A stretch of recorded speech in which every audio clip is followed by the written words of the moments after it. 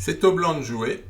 Ce qu'il faut savoir, c'est qu'avec un pion tour et un fou, si le fou est de la couleur opposée de la case où le pion va se transformer et que le roi blanc, enfin le roi qui défend, est bien placé, il y a match nul.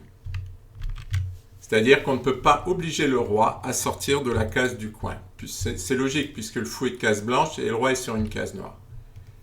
Donc sachant ça, et qu'avec le roi et le fou, on ne peut pas gagner, eh bien tout simplement, on va éliminer les deux pions noirs et ensuite il y aura match nul. On se sacrifie. Si les noirs ne prennent pas, on prend le pion. Et maintenant, les noirs seront dans l'impossibilité d'empêcher le roi d'aller dans le coin. Alors attention aux possibilités de patte. Il y a le fou qui bloque, donc si on avance le roi, il y a patte. Alors on va essayer d'avancer le pion. Mais ça ne nous amènera à rien d'intéressant. Échec. Bon, on va chasser le roi. Il va dans le coin, on avance. Voilà, si le pion fait échec, il y a patte. Et si c'est le fou qui fait échec, le roi va dans le coin et il y aura également patte. Malgré la pièce de plus, les noirs ne peuvent pas gagner. Les blancs ont une tour de plus, mais les deux pions noirs menacent de se transformer en dame. Donc là, a priori, c'est perdu, sauf si on arrive à éliminer les deux pions. Si on prend un pion, l'autre se transforme en dame. Donc il va falloir ruser. On va faire échec. Et le roi est obligé d'aller sur la deuxième rangée. Ce qui fait que quand la tour va manger le pion, elle va clouer le pion. Et quand le roi va bouger, nous allons échanger et faire match nul. Avec une tour de plus contre deux pions, eh bien, on n'arrive pas à gagner parce que les pions noirs sont trop avancés. Nouvelle règle de finale. Avec un pion tour, quand il reste que le roi et un pion, si le roi arrive sur une de ces trois cases, il y a match nul. Bon, là, c'est au blanc de jouer, heureusement, parce que sinon, on serait dans un cas d'exception, c'est-à-dire le pion avance et irait faire dame. Mais c'est au blanc, et ils arrivent dans le coin, et il va y avoir match nul, patte.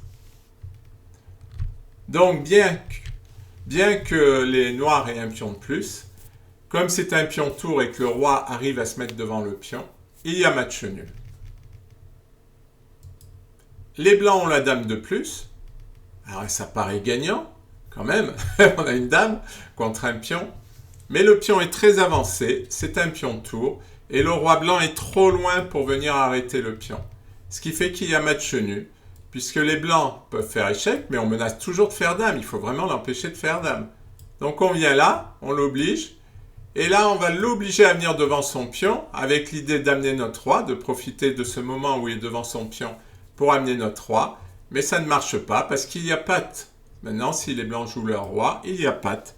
Et si les blancs enlèvent la dame pour continuer à jouer, eh bien, le roi s'en va et on remenace dame. Et il est impossible pour les blancs d'empêcher ça. Donc, il y aura match nul, bien que l'on ait la dame de plus. Cette fois, c'est toujours la dame contre le pion C, c'est-à-dire contre un pion fou, C ou F.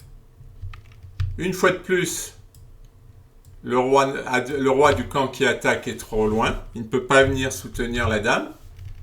Et là, il y a échec. Eh bien, il suffit d'aller dans le coin et il y a match nul.